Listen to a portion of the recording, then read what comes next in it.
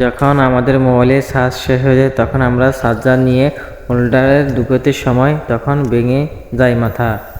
তো কী করবো, আপনারা ফেলে দেবেন না। দেখুন, আপনারা সম্পূর্ণ ভিডিওটা দেখবেন, তাহলে বুঝতে পারবেন। অসাধারণ একটা ভিডিও। এই টিপসটা আপনাদের জন্য। যারা ভিডিওতে স্কিপ করে চলে যাবেন তারা হয়তো শিখতে পারবেন না। দেখুন, এই যে এটা সম্পূর্ণ একরুটভাবে কাটানো হচ্ছে। কাটানোর পর দেখুন কিভাবে চার্জার তৈরি করা হয় নতুন মতো। এই যে এখন তার জোড়ানো হচ্ছে, জোড়া দেওয়ার পরে ভিতরটা মেশিনের সাথে জোড়ানো হচ্ছে। দেখেন, পুরোনো চার্জার একটা নতুন রূপে চার্জার তৈরি করানো হয়েছে। এখন চার্জার দেখছেন, পুরোনো চার্জার আবার আগের মতো চার্জ করতে আছে।